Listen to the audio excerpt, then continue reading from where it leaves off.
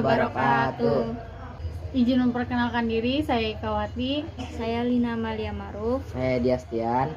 Kami akan mempresentasikan dan menjelaskan tentang rekonsiliasi bank. Saya di sini akan menjelaskan tentang rekonsiliasi bank, pengertian dan tujuannya. Kegiatan merinci adanya perbedaan terhadap catatan transaksi milik bank berupa rekening, koran sebagai pengelola transaksi serta catatan yang dimiliki oleh perusahaan berupa jurnal penerimaan dan pengeluaran kas. Tujuan rekonsiliasi bank, yang pertama, perusahaan dapat mengecek dan meneliti saldo keuangan perusahaan yang sebenarnya. Yang kedua, mengantisipasi human error yang terjadi dalam proses pencatatan. Yang ketiga, memantau perusahaan untuk mencegah terjadinya tindak kecurangan seperti penggelapan dana atau korupsi. Rekonsiliasi bank disebabkan karena pertama, kredit bank. Kredit bank adalah penagihan atau deposito yang dimiliki bank untuk kepentingan nasabah. Dalam hal ini adalah perusahaan transaksi mengenai kredit bank baru bisa diketahui ketika perusahaan susah menerima rekening koran dari bank. Piutang wesel. Piutang wesel merupakan utang yang dilakukan oleh nasabah atau perusahaan yang menggunakan suatu surat perjanjian yang bersifat mengikat. Sebagai jaminannya, perusahaan akan menjaminkan asetnya ketika suatu saat terjadi permasalahan. Masa perjanjian piutang wesel ini umumnya kurang dari setahun.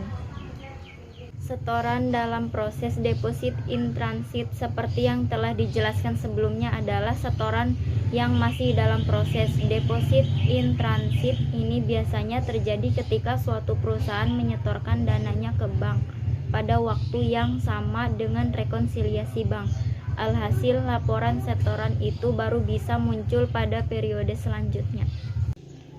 Di sini saya akan melanjutkan apa yang sudah dijelaskan oleh Lina, yaitu beban dan pendapatan bank. Beban dan pendapatan bank juga dapat menyebabkan rekonsiliasi bank. Beban dalam hal ini berarti adalah beban-beban yang dikenakan oleh bank yang biasanya tidak disadari oleh perusahaan selaku nasabah. Lalu cek beredar. Cek yang masih beredar ini merupakan cek yang sudah tercatat di perusahaan laporan pihak bank.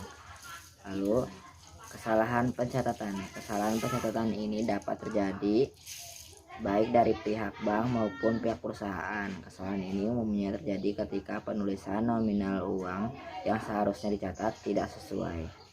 Lalu ada cek kosong. Not sufficient fund atau cek kosong ini adalah cek yang tidak ada dananya.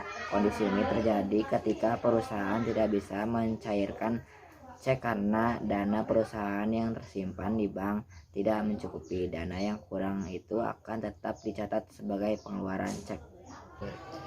Sekian, terima kasih. Mohon maaf bila ada kesalahan kata.